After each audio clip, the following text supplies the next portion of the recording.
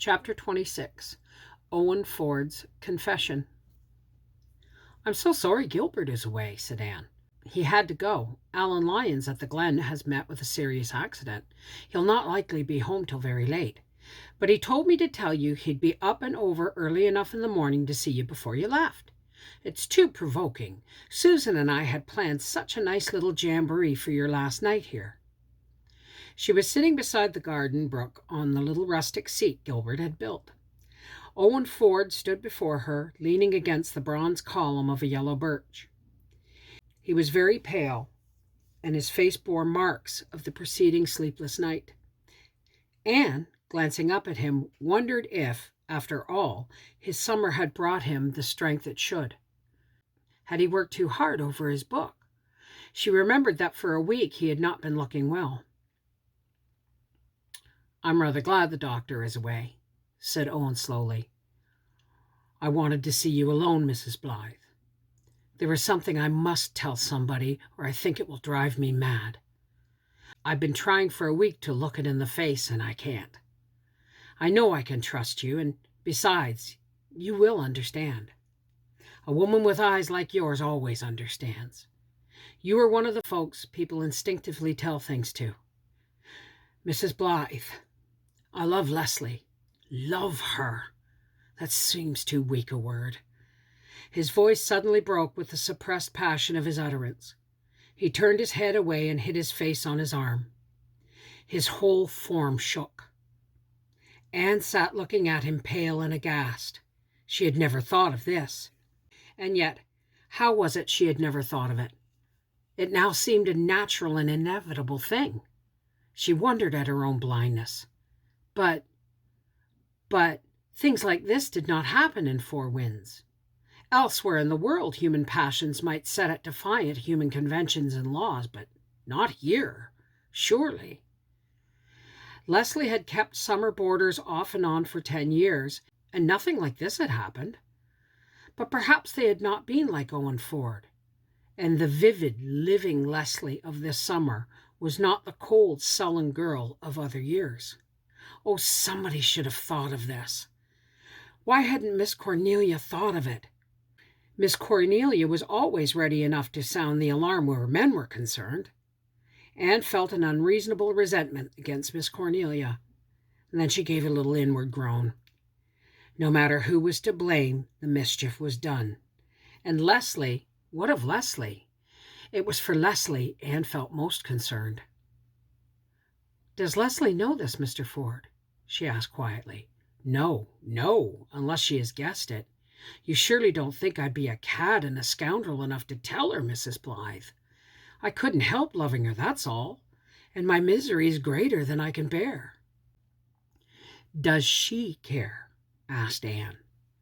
The moment the question crossed her lips, she felt she should not have asked it. Owen Ford answered it with overeager protest. No, of course not. But I could make her care if she were free. I know I could." "She does care, and he knows it," thought Anne. Aloud she said sympathetically but decidedly, "But she's not free, Mr. Ford, and the only thing you can do is go away in silence and leave her to her own life." I know, groaned Owen. He sat down on the grassy bank and stared moodily into the amber water beneath him. "I know there's nothing to do. Nothing but to say conventionally, 'Goodbye, Mrs. Moore.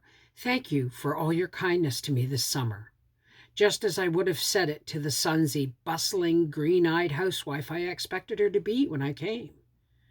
Then I'll pay my board money like any honest boarder and go. Oh, it's very simple. No doubt, no perplexity, a straight road to the end of the world. And I'll walk it. You needn't fear I won't, Mrs. Blythe. But it would be easier to walk over red-hot plowshares."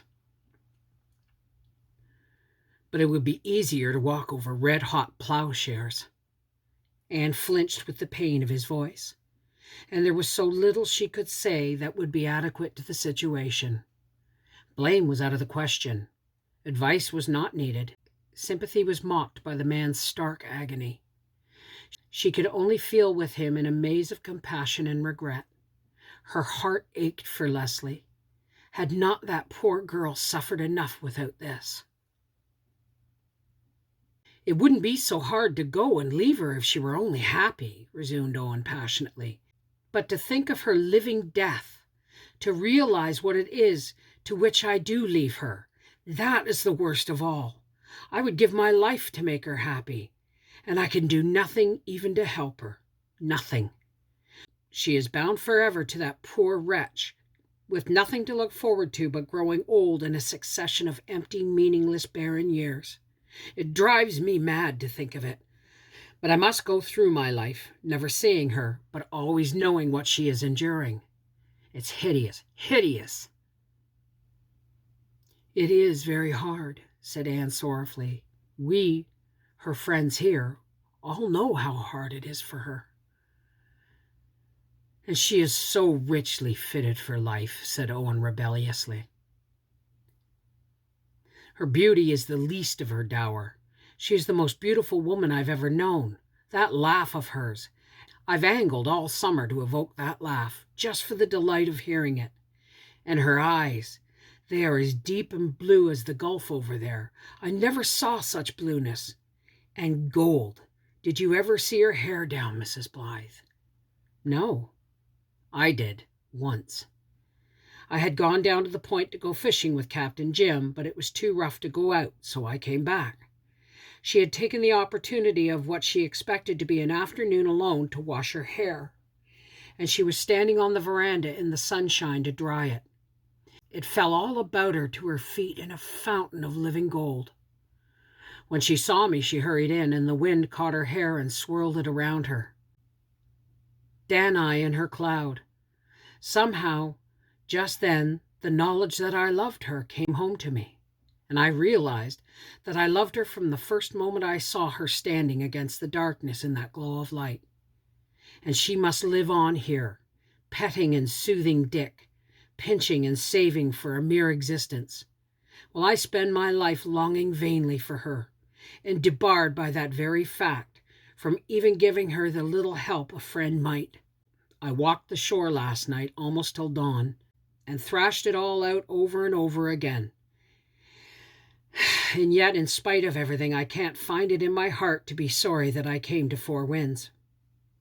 It seems to me that, bad as everything is, it would still be worse never to have known Leslie. It's burning, searing pain to love her and leave her, but not to have loved her is unthinkable. I suppose all this sounds very crazy. All these terrible emotions always do sound foolish when we put them into our inadequate words. They're not meant to be spoken, only felt and endured. I shouldn't have spoken, but it has helped some. At least it has given me the strength to go away respectably tomorrow, without making a scene. You'll write me now and then, won't you, Mrs. Blythe, and give me what news there is to give of her?" "Yes," said Anne. "Oh, I'm so sorry you are going. We'll miss you so. We've all been such friends. If it were not for this, you could come back other summers, perhaps even yet, by and by, when you've forgotten. Perhaps?" "I shall never forget, and I shall never come back to Four Winds," said Owen briefly. Silence and twilight fell over the garden. Far away the sea was lapping gently and monotonously on the bar. The wind of evening in the poplars sounded like some sad, weird old rune, some broken dream of old memories. A slender, shapely young aspen rose up before them against the fine maize and emerald paling rose of the western sky, which brought out every leaf and twig in dark, tremulous, elfin loveliness. "Isn't that beautiful?" said Owen, pointing to it with an air of a man who puts a certain conversation behind him. "It's so beautiful that it hurts me," said Anne softly. "Perfect things like that always did hurt me. I remember I called it the queer little ache when I was a child. What is the reason that pain like this seems inseparable from perfection? Is it the pain of finality, when we realize that there can be nothing beyond but retrogression? Perhaps, perhaps, said Owen dreamily, it is the prisoned infinite in us calling out to its kindred infinite as expressed in that visible perfection. You seem to have a cold in the head. Better rub some tallow on your nose when you go to bed, said Miss Cornelia, who had come in through the little gate between the firs in time to catch Owen's last remark. Miss Cornelia liked Owen, but it was a matter of principle with her to visit any highfalutin language from a man with a snub. Miss Cornelia personated the comedy that ever peeps around the corner at the tragedy of life. Anne, whose nerves had been rather strained, laughed hysterically, and even Owen smiled. Certainly, sentiment and passion had a way of shrinking out of sight in Miss Cornelia's presence. And yet to Anne, nothing seemed quite as hopeless and dark and painful as it had seemed a few moments before. But sleep was far from her eyes that night.